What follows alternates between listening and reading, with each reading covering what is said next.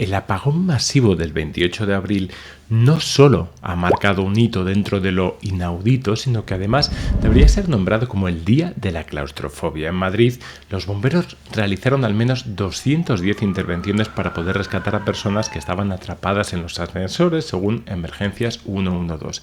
En Barcelona, el 90% de las más de las 300 intervenciones tenían que ver también con sacar a personas de los ascensores. Entre las 12:30 y las 4:30 se gestionaron 1.679 expedientes relacionados con el corte de energía eléctrica, de los cuales 287 correspondieron a ciudadanos encerrados en elevadores.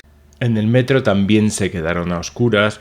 En las líneas 3 y 5 los pasajeros tuvieron que caminar durante un tiempo a través del túnel hasta la siguiente estación. Hoy vamos a presentar la cara B del gran apagón, la claustrofobia, que se ha podido vivir por estar en contacto con estos incidentes o por pensar en qué hubiese pasado si yo hubiese estado en esa situación. De esto vamos a hablar hoy.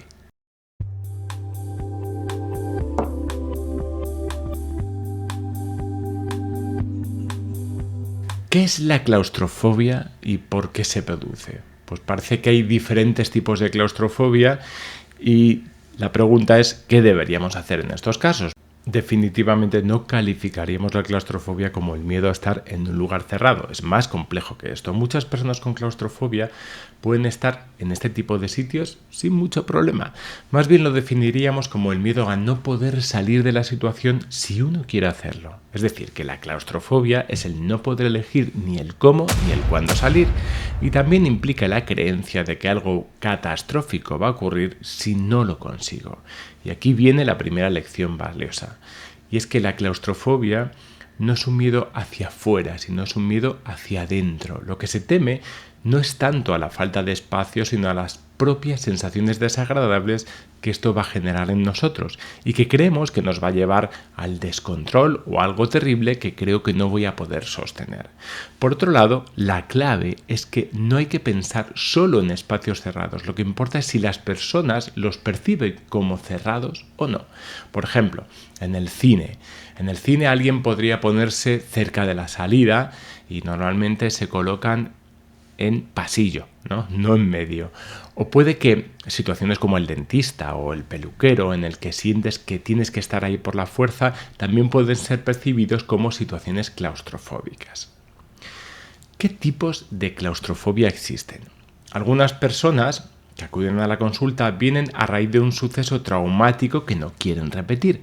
Esto es, tuvieron un ataque de ansiedad en un avión o en un metro y han asociado la percepción del espacio cerrado precisamente a esa experiencia.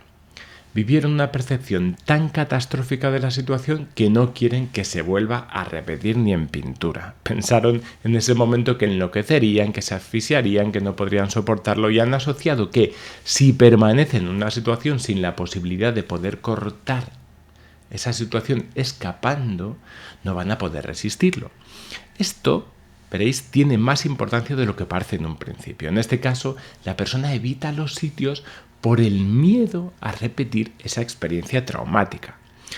Pero también encontramos casos que no han experimentado una crisis de ansiedad clara. Son aquellos que no presentan un origen definido del problema. Incluso personas que refieren a haber experimentado claustrofobia desde que recuerdan casi. Es como una idea conceptual. Este tipo de pacientes nos plantean otra perspectiva de tratamiento que quizá pueda basarse en los hallazgos realizados por Emory, Stella Lourenco y Matthew Longo de la Universidad de Londres de Reino Unido. Y estos investigadores encuentran que no todos percibimos el espacio de la misma manera. Matthew Longo reconoce en una entrevista reciente que hemos encontrado que las personas con más niveles de claustrofobia tienen un exagerado sentido del espacio que les rodea. Igualmente, no todas las personas que experimentan claustrofobia tienen el mismo miedo, ya que hay quienes hacen mucho hincapié en la falta de aire o aquellos que temen el ridículo en público o que la ansiedad les va a llevar a un estado del cual sienten que no van a poder regresar. Tener en cuenta esto puede ser un indicador clave en la eficacia del tratamiento. Por otro lado, habría que distinguir si uno sufre de claustrofobia entre comillas, pura, aunque no existe tanto lo puro, o forma parte de otro trastorno más grande como la agorafobia, la ansiedad generalizada o incluso la ansiedad social. Me explico. Una persona con agorafobia podría tener miedo a no poder recibir ayuda o estar cerca de un entorno tranquilizador que le dé seguridad. Esto es muy importante.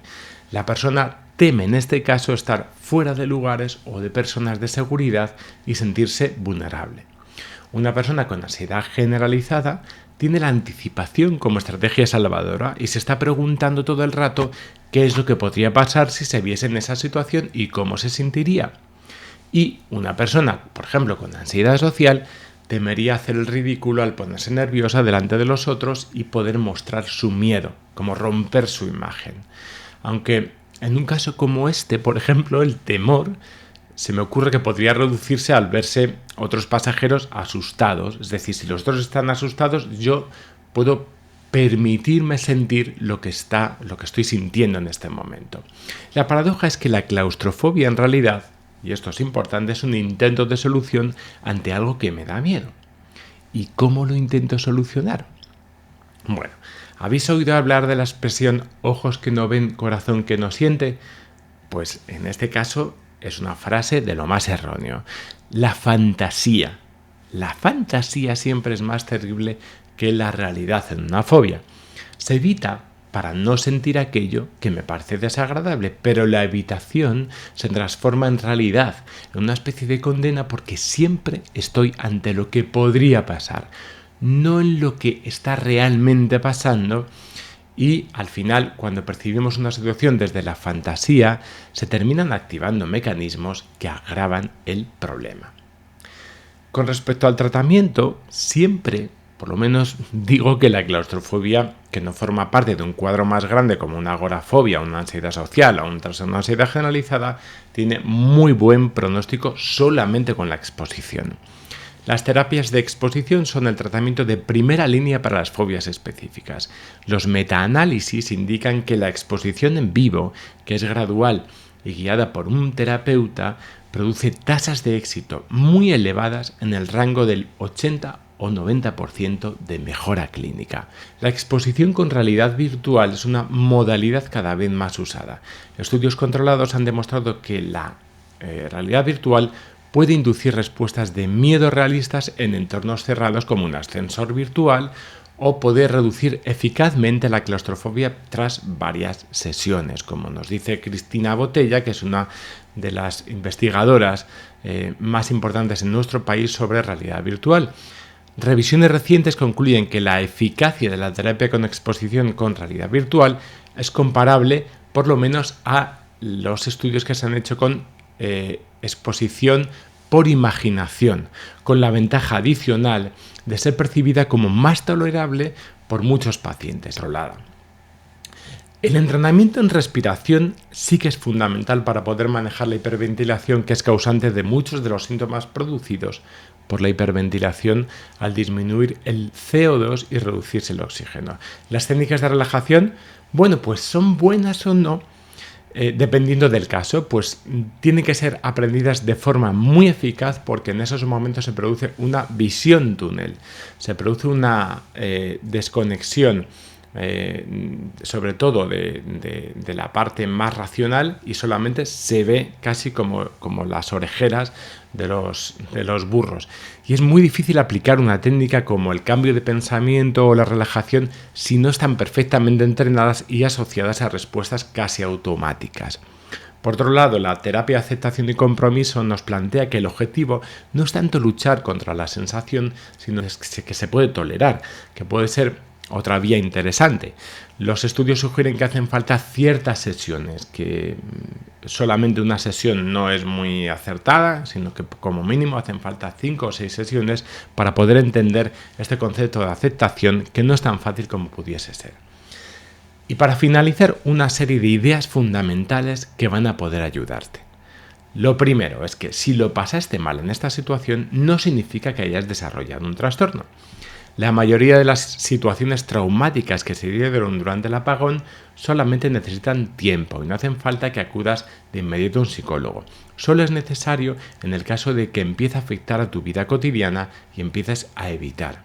Sin embargo, si estás evitando, tienes que corregir esa conducta cuanto antes. A más evitación, más grande va a hacerse tu problema.